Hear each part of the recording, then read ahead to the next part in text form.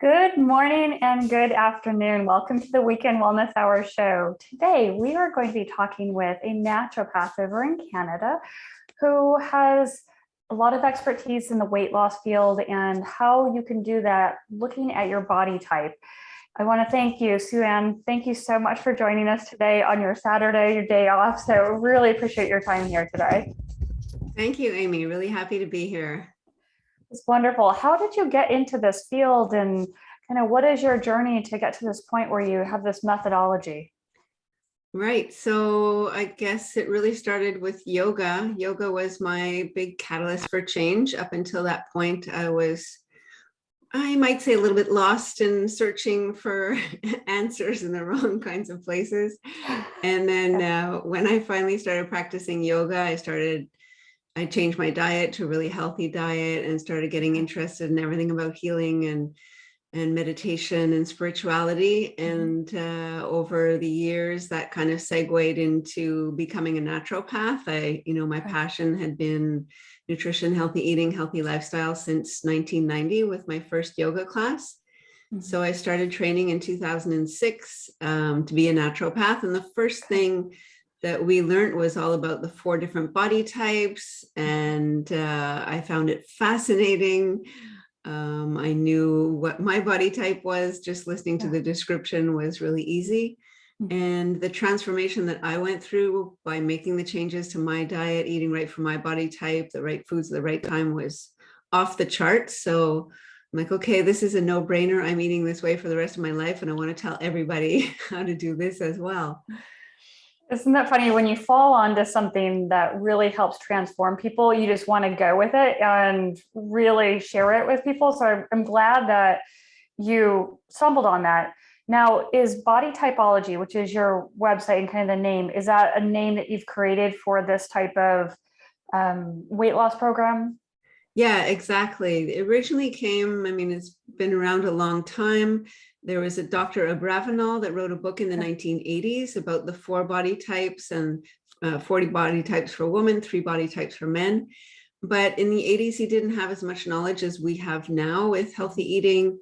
So one of my naturopath teachers, said, wow, this makes so much sense, but let's update it. And instead of making it like a strict diet, let's make it into a healthy diet that people can follow long term.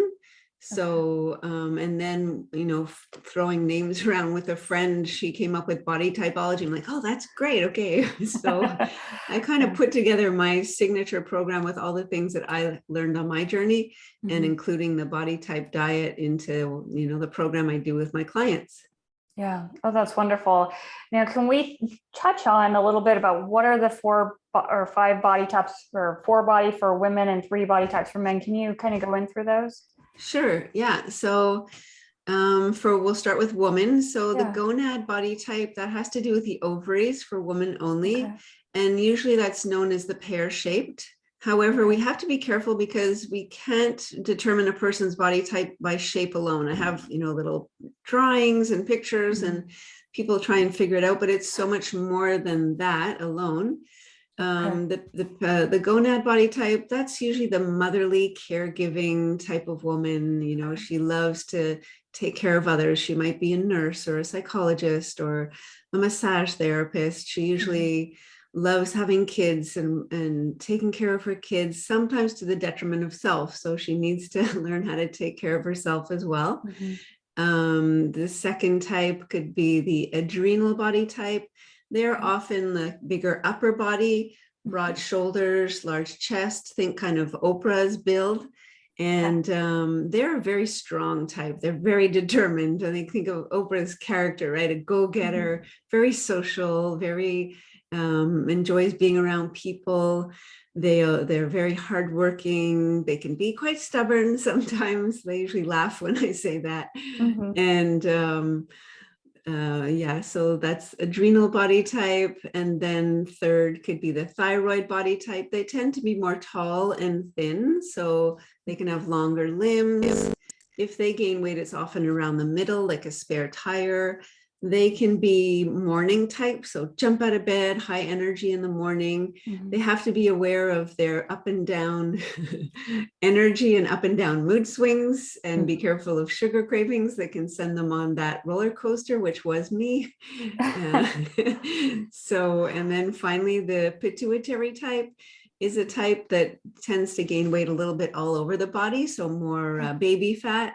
They are more in their heads. They're very like mathematician, very cerebral, and they have to be aware. Usually they love dairy, which can create excess mucus in the body. So that can hinder the reproductive system, because each of the body types has ailments that it's more prone to.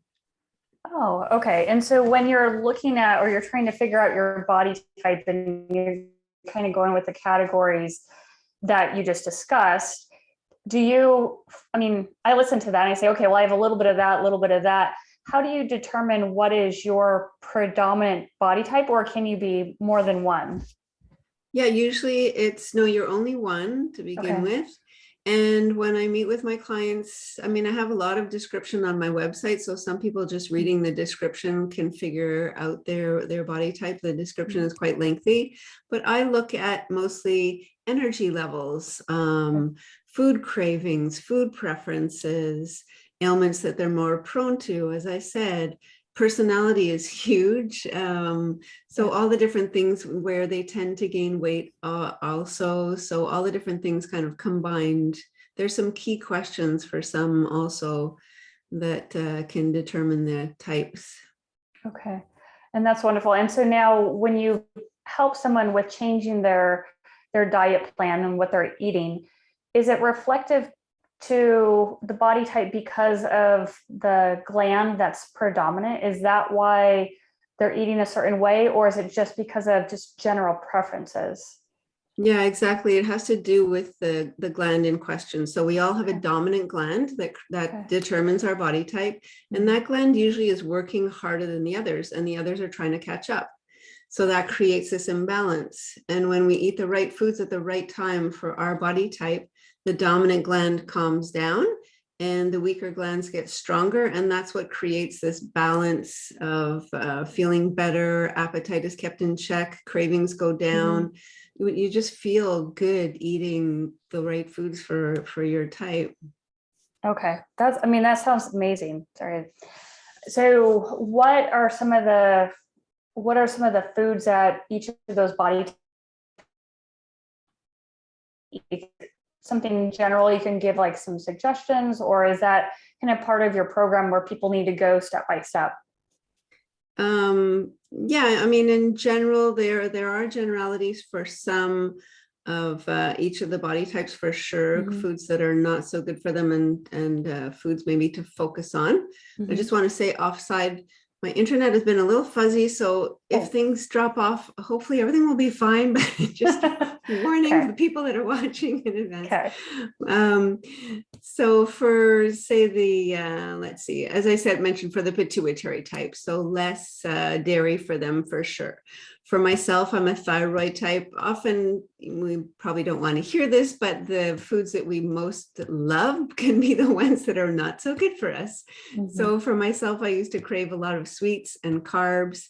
The thyroid type can be attracted to stimulants, so coffee and tea and chocolate, because they want that spike of energy. And when they do that, they're on the roller coaster. So having more protein will keep them more balanced all day long and not have that spike of the sugars. Sugars are not good for them.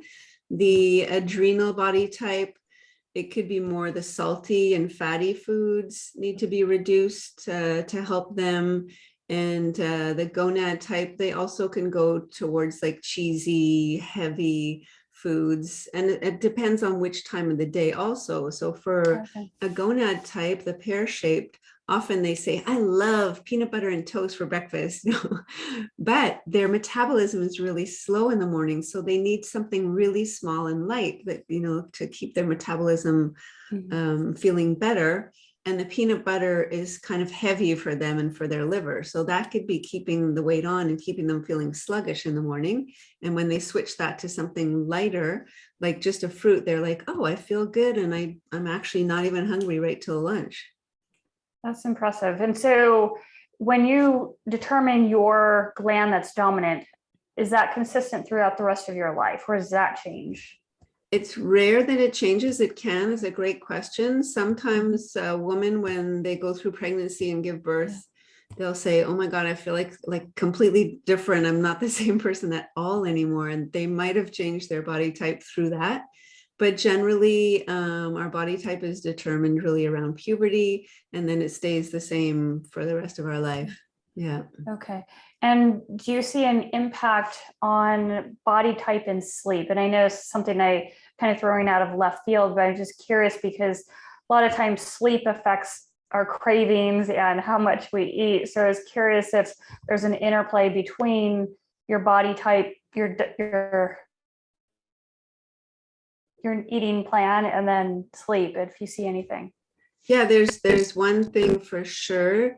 The gonad body type or pear-shaped body type, they need more sleep than any of the other body types. Okay. So I always tell them that. I had one woman who was 71 who said, oh, I've always felt guilty for sleeping so much. I'm like, no, you need a lot of sleep. The adrenal body type, as I said, they're super strong, robust. They might need less sleep than someone else, but quality of sleep, I find it's more emotional, right? It's more our fears, our insecurities, our stress that often is the cause of insomnia. Okay. And when I know even with eating too, so I'm pretty active, and a lot of times when I go out and I do a long hike, did a long hike this morning, and I didn't need any food.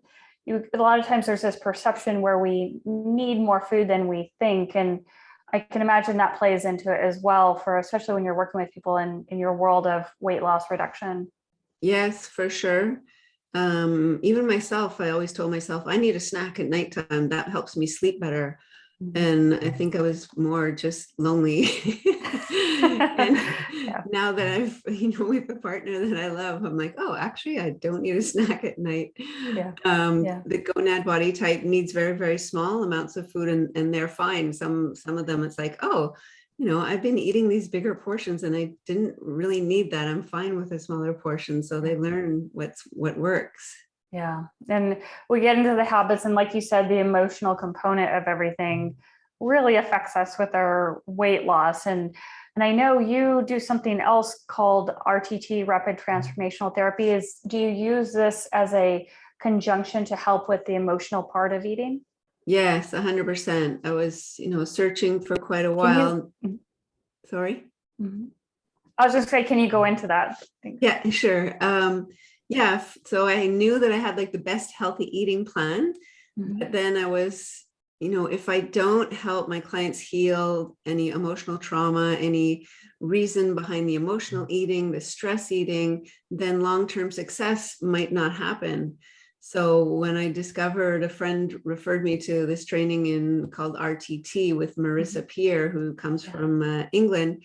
And was, yes, this is exactly what I need. So I did the training last year, and it's such a powerful tool to really help my clients. We do a whole process to bring them into a really relaxed state, and go back and find things that happened. They might have been 8 years old or 10 years old or younger.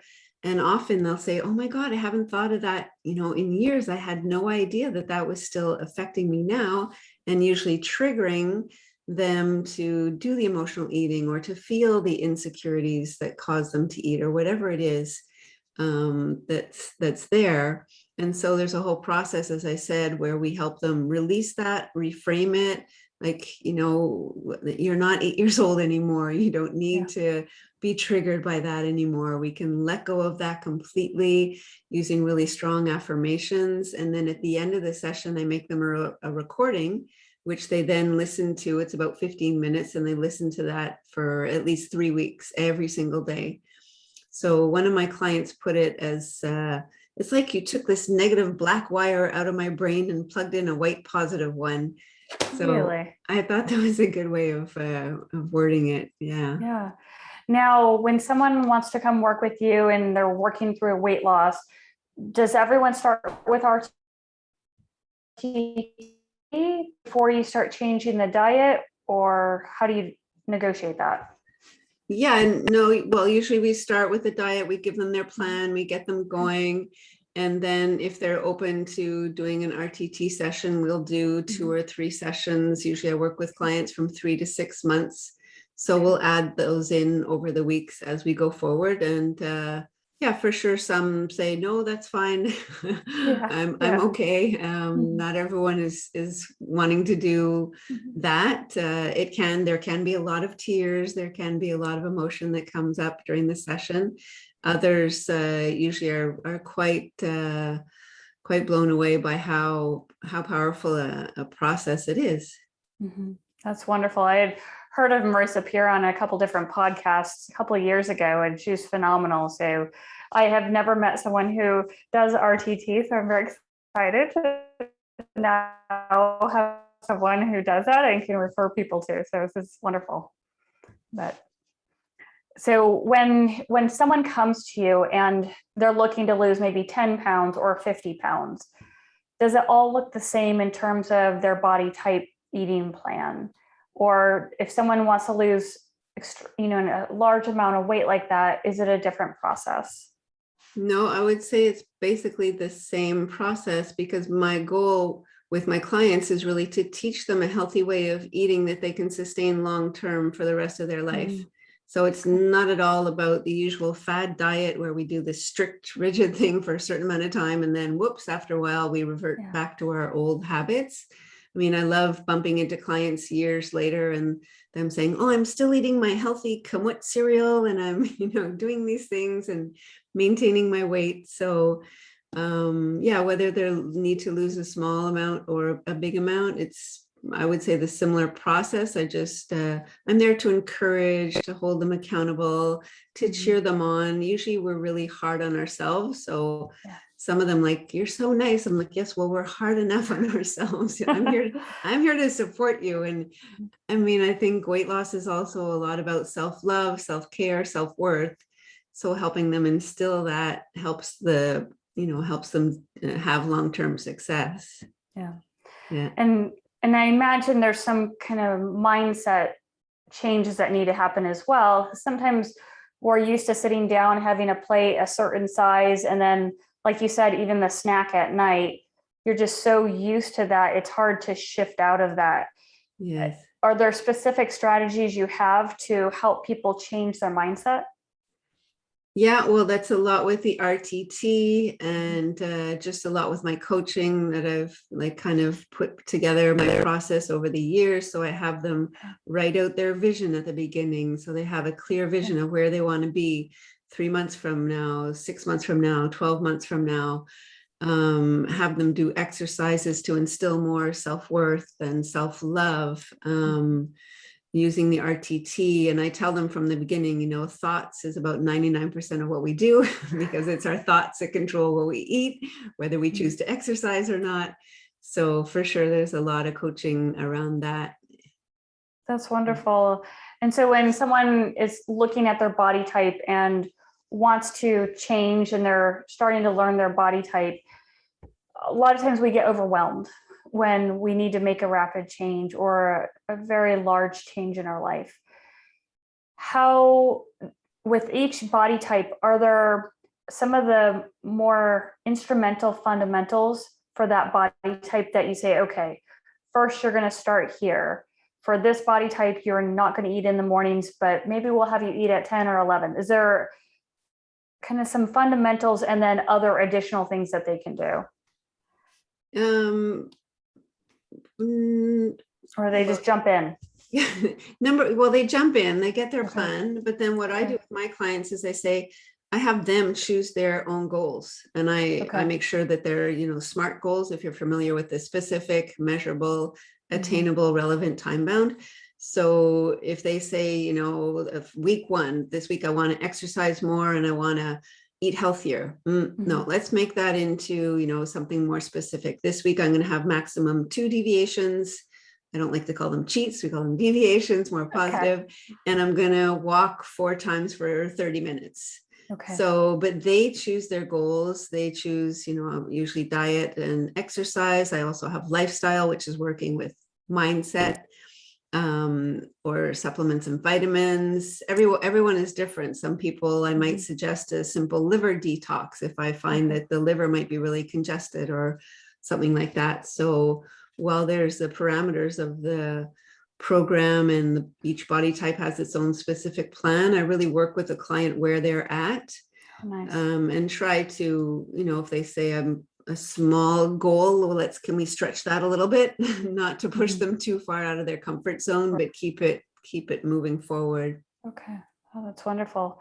What about certain foods? Are certain foods across the board a no-no in all the experience you've had with weight loss, like gluten or anything? Is there certain that's a no? Yeah, for sure. The more they reduce the processed packaged foods and go back to the real whole foods in their most natural state possible, that's my main plan for everybody.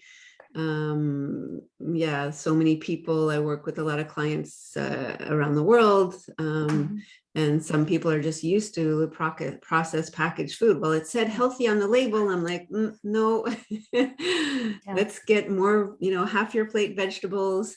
You want your protein, you want your good quality carbs. I'm a really big advocate of getting in good carbs like brown rice, quinoa, barley, sweet potatoes, because a lot of people think they're going to gain weight with that, but no, we don't. Then they fill us up a long time, that lasts a lot longer. We stay satisfied a lot longer with those kind of healthy carbs. So foods to avoid, the unhealthy fats for sure. And usually the processed packaged foods contain these unhealthy fats. Yeah. Okay. I was just curious about that. And kind of what are your thoughts on some of the various diets out there, like keto, paleo, vegan, pescatarian? Do you have any thoughts on all of that? That's a lot of different diets and a lot of different opinions. Yes.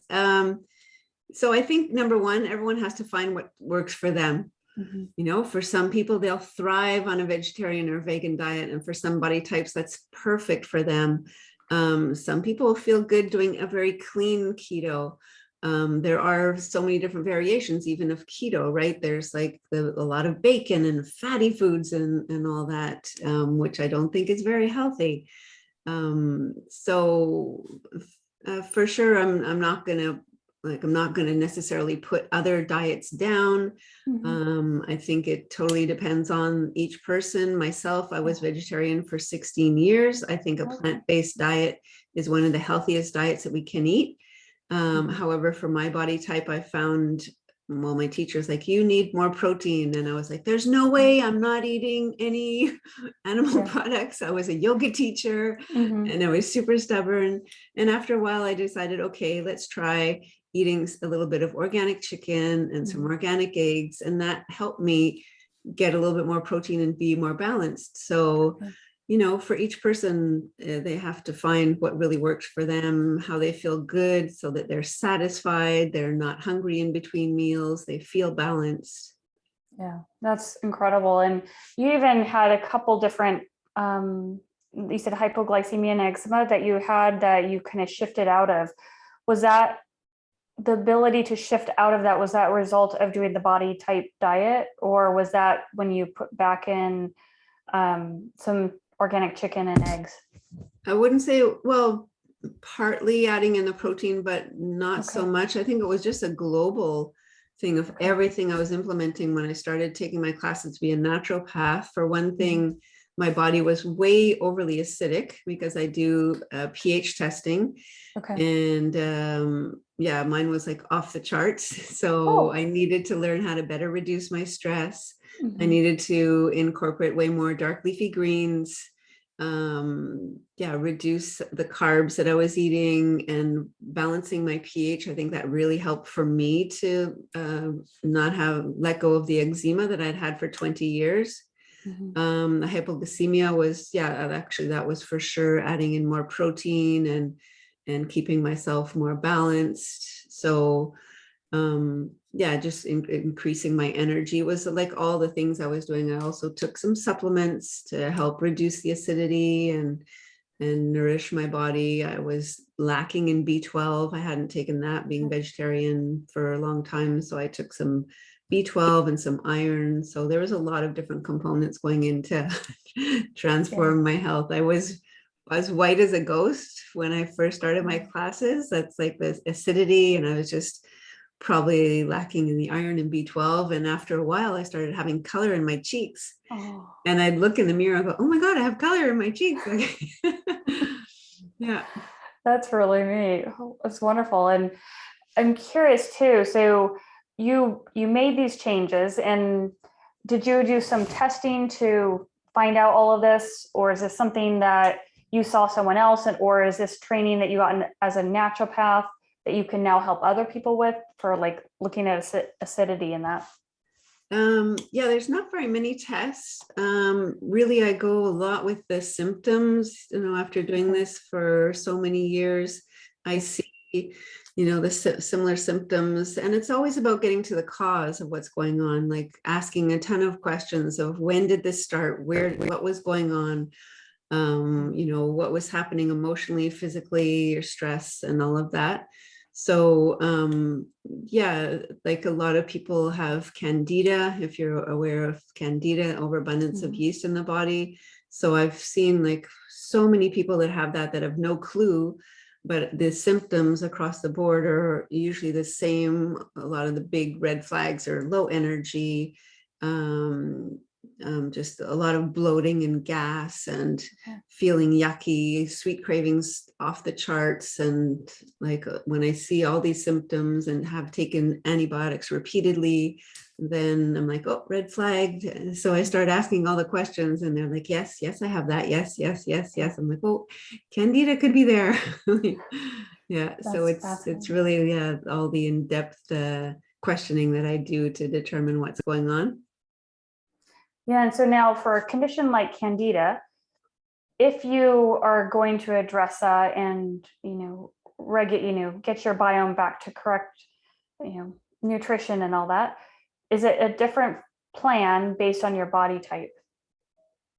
Yes, it's a completely different way of eating. So I usually leave it up to the client. Do you want to do the Candida chart, the Candida cure right now? It's a good 3.5 months, in my opinion, of the strict diet to get rid of it and taking the supplements to kill off the Candida. Or do you want to jump into your body type plan first? Okay. So because Candida is pretty rigid diet to be able to make sure that it's gone away completely. So I offer them a choice of what they're ready to do. Okay. Yeah. Okay. So maybe step 1 and then step 2 to really help them out. Yeah. So have you seen a lot of changes in people's nutrition and health with the pandemic and being more closed off? And over this past year, there's a lot more mental health concerns, depression, lack of connection, isolation. For sure. I'd say it's harder. A lot of clients said that they gained more weight during the pandemic. On the one hand, it might be a bit easier because there's less get-togethers and parties, and that's usually where there's excess of alcohol and fewer outings to restaurants, which is hard for a lot of people to control themselves when they're in those situations. Yeah. But I think, by far it's harder, like the emotional, being isolated and doing more emotional eating at night. And that's come up during the pandemic for sure. Yeah, I can imagine. This is wonderful. And you mentioned you work with people all over the world. So is this done through Zoom with you? Right. Yes, I have. I had my office in Montreal and had it there, sitting there throughout all of COVID, and recently finished my lease and thought, okay, I'm just going to work with Zoom from now on, because I've been working with Zoom with people in Europe and US and across Canada for quite a few years. So now I'm just doing everything by Zoom. Even RTT, people ask, really, you can do that by Zoom? And it works perfectly well. Wonderful. Yeah. Oh, I'm glad to hear that. It's great. And how can people reach you? Yeah, so my website is easy to find, bodytypology.com. You can find that on Facebook and Instagram under the same name. So there's you can find it easily through there. That's wonderful. And any last suggestions that you'd like to talk about or go over for people, listeners? Last suggestions. I would say, as I was saying before, always find the plan that works well for you, that you feel good doing. People say, what kind of exercise should I do? Like, the best kind of exercise is the one that you love and that you will do. Yeah. And the same with our healthy eating plan. Try to stick to foods, eating them in their most natural state possible, and finding a balance that works for you. One thing that I'm a really big advocate of is nourishing our body with healthy food at lunch and dinner, adding, in the carbs, the vegetables, or protein, because then you won't be looking for snacks in between the meals. Usually it's the unhealthy snacks that puts the pounds on for those that want to lose the weight. So yeah, have a really good lunch would be my little tip of the day. I agree, because especially if you have just a really small or bad lunch, then you have that crash mid-afternoon. So I could see why having a great lunch, good, solid, healthy one, can keep you solid until dinner. Yes, So, exactly. well, I really appreciate your time today, Sue Anne. Thank you. And the internet held up for us, so thank you so Yes. much. I really appreciate that. I know it can be frustrating, especially since we're in this digital world nowadays. Yes, thanks so much for having me, Amy. It's been a pleasure. Wonderful. And thank you all for joining us today. Have a great rest of your weekend. Please check out Sue Anne's website, sign up for her program, get in and find out your body type so you can start to change the way you eat and get more energy out of it and live a healthier life. So thank you all for joining us today. Take care. Bye now. We are done. Thank you so much. So much.